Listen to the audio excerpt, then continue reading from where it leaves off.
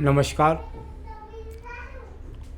34 वर्षीय युवक जिनकी हस्तरेखा मैं यहाँ पर देखने जा रहा हूँ और किस किस प्रकार की गतिविधियाँ यहाँ पर चल रही हैं, इनको मैं बताने वाला हूँ।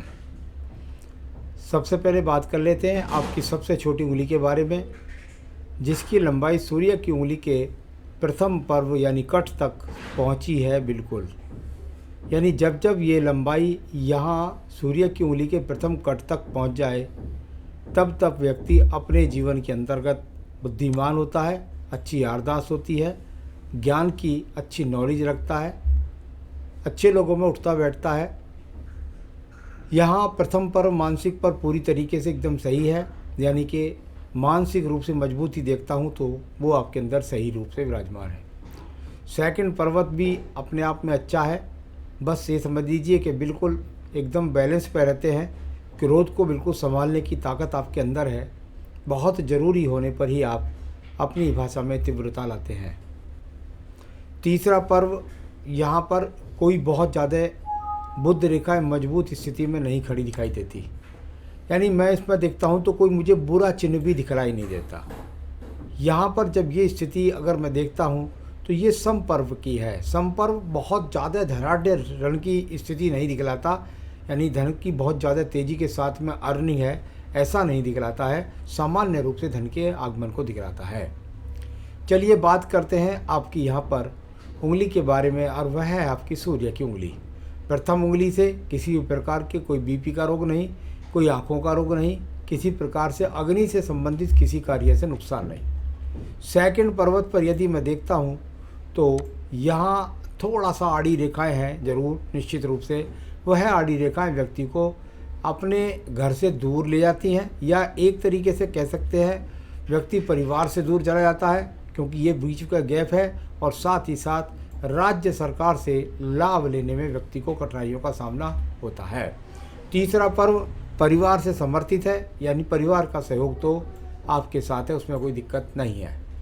शनि की उंगली का प्रथम पर्व किसी भी प्रकार के अभी शरीर के अंदर रोगों को नहीं दिखलाता, यानी यहाँ से देखा जाता है आपको नाड़ी के रोग हैं, आपको स्थायी रोग हैं, या आपको घुटनों से दर्द संबंधित रोग है, तो ये सब रोग यहाँ से देखे जाते हैं, वो यहाँ पर दिखाई नहीं देते। सेकंड पर्वत पर किसी भी प्रकार की ऐसी रेखा नहीं है जो व्यक्ति को किसी मोटे कर्ज में डुबोए या कहीं व्यक्ति का मोटा पैसा डूब जाए। तीसरे पर्व की स्थिति है, उस पर कुछ आड़ी रेखाओं का प्रभाव, यानी व्यक्ति अभी अपने परिवार के संचालन में नहीं है, लेकिन अगर इसी प्रकार से रहती है तो आने वाले समय में परिवार से संबंधित समस्याओं को साध कर चलना होगा। आपकी बृहस्पति की उंगली का प्रथम पर्व जाना जाता है शुगर, कोलेस्ट्रॉल, किडनी, लीवर, मोटापे के रोग, कोई रोग नहीं अभी नहीं है। सेकंड पर्वत पर सबसे मोटी आड़ी रेखा दिखाई दी। मैं समझता हूँ यदि आपने मेरे एपिसोड पढ़े होंगे तो यहाँ से पढ़ कर के शायद आपने मुझसे अपने बारे में, हाथ के बारे में पूछना चाहा होगा। ये अपने आप में बहुत खराब और दूषित चिन्ह है।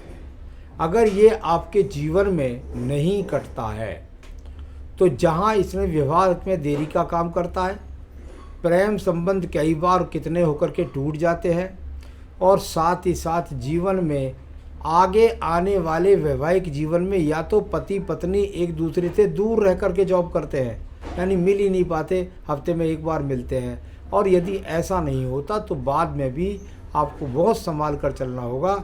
आपसी तालमेल की वजह से किसी प्रकार का कोई समस्या आपके वैवाहिक जीवन में ना आए, इसलिए कुंडली मिलान अवश्य करा लें। आप चाहे मुझसे भी करा सकते हैं या किसी और से भी करा सकते हैं। तीसरा पर्व अभी तो मैं यहाँ पर सही मानूंगा, धन के आगमन की कोई बड़ी दिक्कत नहीं है, संतान सुख सहयोग भी मिल जाएगा, लेकिन विवाह हो जाए तब। आइए बात करते हैं आपके पास मेधावी डॉक्टर रेखाओं के बारे में। हमारे विज्ञान में कहते हैं यदि इस पर्वत पर 4 रेखाएं खड़ी हों तो ये डॉक्टर्स रेखाएं होती हैं, यानी कुल मिलाकर जैसे कहते हैं पीएचडी करने वालों की या डॉक्टरों की। ये रेखाएं अपने आप में बढ़िया हैं, बुद्धि की क्षमता को दिखलाती है, आपकी भाषा शैली को बताती है, आपके कार्यशैली को बताती है, नियमित धन के आगमन को बताती है। परंतु सूर्य पर्व की जो स्थिति है वो बहुत अच्छी नहीं दिखाई देती। यानी अगर राज्य सरकार से संबंधित जॉब की बात आती है तो वो जो यहाँ पर मुझे दिखना चाहिए वो चिन्ह यहाँ पर दिखाई नहीं पड़ता। किसी प्रकार की प्रसिद्धि का योग वर्तमान में सूर्य पर्व पर नहीं है। अब बात करते हैं इसके बाद में हम आपके पर्व की, और वह पर्व है आपका शनि का पर्व। शनि का पर्व भाग्य का पर्व। सेंटर में नहीं गई रेखा, दाएं बाएं चली गई, अर्थात आपके जीवन का जो सही धन का योग है वो मेरे हिसाब से मैं बहुत अच्छा नहीं मानता। ऐसा समझ लीजिए कि पैसा आया दाएं बाएं खर्च हो गया, या आदमी खुद खर्च के कर लेता है या उसका आनंद नहीं ले पाता है। अभी भाग्य यहाँ पर साथ विशेष रूप से नहीं दे रहा है। बृहस्पति के चिन्ह पर तो पाइयों के चिन्ह बन गए, यानी अगर देखें तो आपको वो त्रिभुज चतुर्भुज जैसे लगेंगे, लेकिन वो लंबी रेखाओं से जब संबंध बना लेते हैं तो उनको पाइयों के चिन्ह बोल देते हैं। ये चिन्ह अपने आप में अच्छे नहीं होते। जब ये चिन्ह यहाँ पर देते हो, संतान देरी से होना, विवाह में देरी से होना, सबसे बड़ी बात है कभी कभी तो धन के आगमन भी काफ़ी उम्र में जाकर के सही सहजता से व्यक्ति के बनते हैं। मैं बात करता हूँ आपके अंगूठे के प्रथम पर्व के बारे में। अंगूठे के प्रथम पर्व पर आड़ी रेखाओं का प्रभाव, यानी ये अपने आप में वो चीज़ है जो संसाधन के प्रति आकर्षण, चरित्र के प्रति सावधानी और साथ ही साथ लग्जरियता से आकर्षण से बचने के लिए भी जाने जाते हैं। विपरीत लिंग के लिए भी आकर्षण के चिन्ह माने जाते हैं। आइए बात करते हैं आपकी हृदय रेखा के बारे में। हृदय रेखा से बहुत सारी रेखाएं नीचे की तरफ गिरी, यानी व्यक्ति दूसरों के बारे में ज़्यादा सोचता है, परिवार के बारे में ज़्यादा सोचता है, दूसरों के काम ज़्यादा आता है, लेकिन जब उसकी खुद की बारी आती है तो व्यक्ति के जीवन के अंतर्गत उसको कोई खड़े होने वाला नहीं मिलता। ये हृदय रेखा हमेशा बृहस्पति के पर्व के बीच में बुरी मानी जाती है। जब ये बृहस्पति के बीच में जाने की प्रयास करती है या नीचे गिरने का प्रयास करती है तो व्यक्ति के मन के अंदर ये बात रहती है कि पत्नी मेरे अनुकूल नहीं मिली, ऐसा इसलिए बोला जाता है। यहाँ पर बात करते हैं आपके निम्न मंगल पर्व के बारे में। निम्न मंगल पर्व कर्म रूपी रेखाएं यहाँ पर दिखाई देती है। इनको कहते हैं चलित रेखा या राहु रेखा या परिश्रम करने वाली रेखा या कर्म करने वाली रेखा। सही रेखा अपने आप में सही है, मेहनत बहुत करा रही है, उतनी तेज़ी से धन की स्थिति को दिखलाने वाली रेखा नहीं दिखाई देती। चलिए अब बात करते हैं इसके बाद आपकी बुद्धि रेखा के बारे में बात कर लेते हैं। बुद्धि रेखा, और यदि मैं यहाँ पर देखता हूँ तो शुरू में तो बहुत संघर्ष दिखाई दिया इस बुद्धि रेखा में, और इसके बाद में ये बुद्धि रेखा अपने आप में ठीक है। इससे और शाखाएं भी निकल रही हैं, प्रयास कर रहे हैं, बुद्धि की कोई कमी नहीं है, बुद्धि में कोई कमी आगे होनी भी नहीं है 5 साल तक। तो कुल मिलाकर ये अच्छी बुद्धि रेखा है। सेकंड पर्वत पर अभी यहाँ कोई झगड़े झंझट कोर्ट कचहरी मुकदमा ये स्थिति यहाँ पर कोई भी नज़र नहीं आती। चंद्र पर्वत की गति को देख लेते हैं। यहाँ दिमाग में है कि दूर स्थानों पर जाऊँ या विदेश में जाऊँ, इस तरह का यहाँ पर स्वप्न या मन में एक योजना बनाने का है दिमाग में। अभी वो प्रयासरत में है केवल। अगर उसको देखूँगा तो हो सकता है आगे आने वाले समय में कोई विदेश यात्रा करने को मिल जाए। वहाँ पर स्वास्थ्य की बहुत ज़्यादा आपको ध्यान रखना होगा। इस तरह के संकेत यहाँ पर दिखाई देते हैं। यहाँ पर बात करता हूँ मैं इसके बाद में आपकी, और वह व्यापारिक बुध रेखा तो कोई है नहीं यहाँ पर ज़्यादा। ये रेखा है नौकरी में स्थायीपन दिखाई नहीं देता, तो इसमें थोड़ा सा स्थायीपन की कमी है। अगर जाए तो नौकरी में परिवर्तन का सामना हो जाएगा। व्यापार की स्थिति में भी काफ़ी संघर्ष है, यानी अपनी स्वयं की प्रैक्टिस भी करेंगे तो भी नुकसान होगा और उसकी वजह से निराशा आ जाएगी दिमाग के अंदर। ये डाउन रेखा भी यहाँ पर है, क्योंकि मंगल रेखा यदि डाउन हो जाए इतनी तो निराशा आ जाती है मन के अंदर। तो इस तरह की रेखा, और यहाँ से ये बहुत प्रयास करने वाली रेखा कि भाई मैं खुद से प्रयास करता हूँ और वो साधन बनाने के लिए और दूर से जुड़ भी जाऊँगा, लेकिन बहुत अच्छा योग ये यहाँ पर नहीं है। इस बीच में भी संघर्ष दिखाई पड़ता है, संसाधनों का हो या किसी भी अन्य प्रकार का हो। ये बहुत बाद की एज है, इसके बारे में अभी से ज़्यादा बोलना ठीक नहीं। इन रेखाओं की क्या गति बन जाए कुछ पता नहीं। चलिए अब बात करते हैं यहाँ पर हम आपके रेखा के बाद में आपके शुक्र पर्व को देख लेते हैं। ये तो भाग्य रेखा की स्थिति देखिए, इसमें भी कहीं भी एक रूपता नहीं है। यानी जैसे मजबूती होती है कि भाई धन आ रहा है तो मजबूती के साथ आप कहते हैं भाई मैं डॉक्टर हूँ, डॉक्टर के पास तो बहुत अच्छी धन के आगमन बनने चाहिए, परंतु मुझे यहाँ धन के आगमन बहुत मजबूती से बनते दिखाई नहीं दिए पिछले समय में। आगे कुछ रेखाएं बन रही हैं और साइड में प्रयत्न करने वाली रेखा भी है, आप प्रयास कर रहे हैं, बन जाएगी धन के आगमन, लेकिन अभी मेहनत की काफ़ी आवश्यकता दिखाई देती है। शुक्र पर्व की स्थिति को अगर देखता हूँ तो बहुत ज़्यादा आड़ी तिरछी रेखाओं से, कटी फटी रेखाओं से शुक्र पर्व बता हुआ है।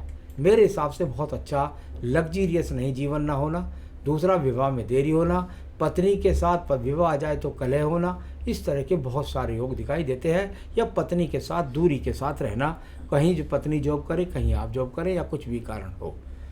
अगर नीचे के आप मणिबंध के आसपास की स्थिति को देखते हैं तो ये वो क्षेत्र होता है, इसको कहते हैं जीवन में अगर इसकी मजबूती शुरू में अच्छी ना मिले तो इसको कहते हैं शुरुआती जीवन के संघर्षों का सामना। ये उस तरह का है। शिक्षा में भी कई बार विलम्ब आकर के छोटा कोर्स बड़े समय में होता है या छोटे से कोर्स से ही व्यक्ति को अपना काम करना पड़ता है। कुछ इस तरह का बहुत अच्छा योग यहाँ पर दिखाई नहीं दिया। आयु रेखा की स्थिति है उसमें मुझे कोई दिक्कत नहीं है, काफ़ी विलंबताएँ हैं, लेकिन आयु रेखा फिर भी आपके पास में अच्छी खासी 78-80 वर्ष की है। तो ये तो हाथ की रेखाओं को देखने का तरीका है, सवालों के लिए बिल्कुल एकदम अलग। शादी कब तक होगी आपको बता देता हूँ मैं, शादी कब तक होगी आपकी।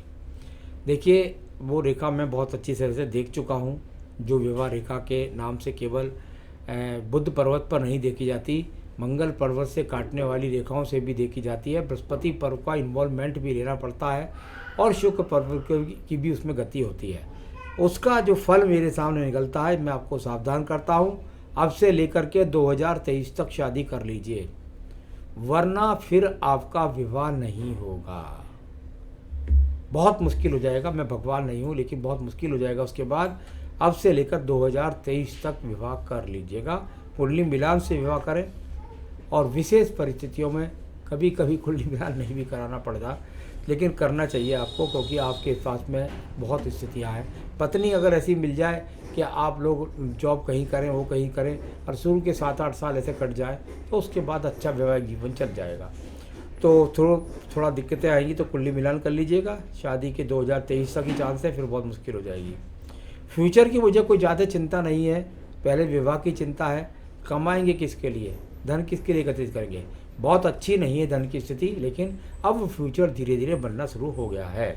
तो कैरियर कैसा रहेगा उसकी चिंता ना करें, वो धीरे धीरे ठीक हो जाएगा। प्रयत्नशील रेखा भी है, भाग्य रेखा भी है, वो कर रहे हैं आप, प्रयत्न हो जाएंगे और रेखाएं भी खड़ी और सफल भी हो जाएंगे। फैमिली रिलेट के बारे में आपने पूछा है, वो मैंने बता ही दिया कि जरा साध करके चलने होंगे आपको रिश्ते।